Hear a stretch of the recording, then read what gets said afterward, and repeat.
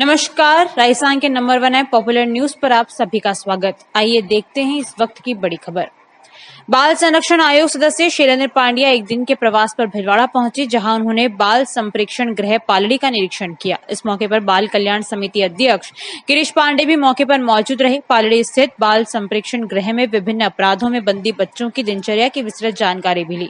अधिकारियों को इस मौके पर बच्चों में क्रिएटिविटी बढ़ाने के लिए प्रेरित करने के भी निर्देश दिए। पांड्या ने इस दौरान पालना गृह में छोटे शिशुओं को भी देखा और उनकी देखभाल करने वाली कर्मियों से जानकारी भी ली।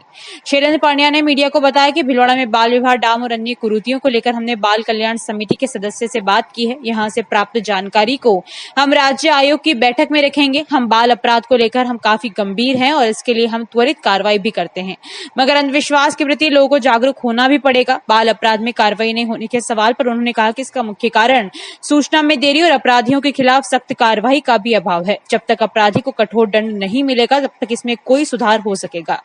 हम इसमें प्रयास कर रहे हैं कि बच्चों को सही तरीके से काउंसलिंग की जाए, जिससे उनके आपराधिक रवैये में सुधार हो। आज जयपुर जाते से उदयपुर जाने के बीच में भिलवाड़ा की औचक निरीक्षण हम लोगों ने प्लान किया है।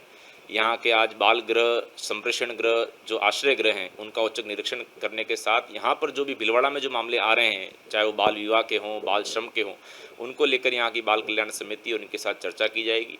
और यदि कोई ऐसा मामला लगता है जिसमें पॉलिसी लेवल पर इंटरवेंशन की आवश्यकता है, राज्य लेवल से देखे जाने की आवश्यकता है, तो निश्चित रूप से सोमवार को जो आयोग की बैठक होगी उसमें इन बिंदुओं को रखा जाएगा। देखिए, ये सीधे तौर पर जो हम कहते हैं बच्चों के प्रति क्रूरता किशोर न्याय अधिनियम अंतर्गत सेक्शन 75 का मामला है। यदि ऐसे कोई भी प्रकरण आता है तो मैं सभी को मीडिया के माध्यम से ये बताना चाहूँगा कि आप लोग 1098 चाइल्ड हेल्पलाइन को सूचित करें।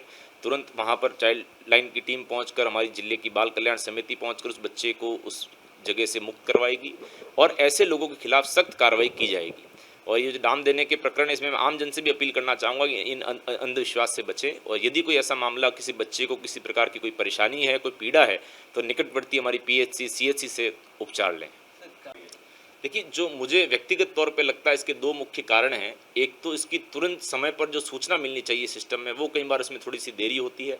दूसरा, ये जो अपराधी हैं, इनके खिलाफ सख्त कार्रवाई होने में भी कई जगह मुश्किल आती है। आयोग के संज्ञान में जो भी मामले आए, हम लोग कोशिश करते हैं कि उसमें हर एक सेक्शंस के साथ में IPC के साथ हमारी JJ एक्ट को भी देखा जाए और उस पर सख्त कार्रवाई हो, ताकि एक संदेश जाए कि यदि ऐसा कोई प्रकरण अगली बार करेगा तो उसको ये सजा मिल सकती है। तो ये इसमें निश्चित रूप से पुलिस विभाग के रोल होने के साथ साथ सभी एक आम जन नागरिक की भी जिम्मेदारी है कि वो इस तरीके के प्रकरण में इसकी तुरंत सूचना के साथ साथ संबंधित एजेंसी तक इस बात को पहुंचाएं।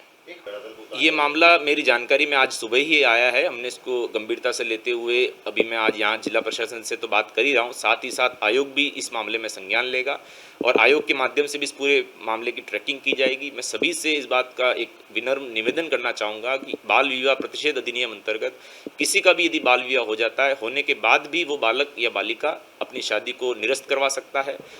तो ये जो प्रकरण आपने बताया, इसके लिए मैं जिला विधिक सेवा प्राधिकरण से, जिला प्रशासन से व्यक्तिगत तौर पर भी मैं बात करूंगा जाने से पहले, और उस बच्ची को पूरी सहायता मिले इसकी हम कोशिश करेंगे। देखिए, इसमें सबसे जो बड़ा रोल है संप्रेषण गृह में, वो है हमारे वहाँ पर जो काउंसलर, परामर्शदाता हैं इन लोगों का, कि जब कोई बच्चा किसी आपराधिक गतिविधि में या इस तरीके के में जाने अनजाने उसमें आ चुका है, तो उस बच्चे को प्रॉपर एक काउंसलिंग की आवश्यकता है। तो अभी भरतपुर से भी कुछ समय पहले ये मामला आया था। हमारी अध्यक्ष महोदया ने, टीम ने वहाँ पर विजिट भी करी। वहाँ पर जब बातचीत करी तो मालूम चला कि वहाँ जो बच्चे हैं वो इस तरीके की गलत नशे और इस तरह की प्रवृत्तियाँ भी उसी गृह में कर रहे थे। तो हम लोग इसकी इसीलिए आज औचक निरीक्षण भी यहाँ पर प्लान किया। तो हम लोग कोशिश करते हैं कि ऑफिशियली भी और कई बार हम लोग औचक भी मौके पर पहुँच के संप्रेषण गृह की व्यवस्थाओं को पुख्ता करने के लिए कोशिश कर रहे हैं। लेकिन यदि आपकी जानकारी में ऐसा कोई प्रकरण आता है कि जहाँ संप्रेषण गृह में व्यवस्थाएं ठीक नहीं है, तो आप आयोग को भी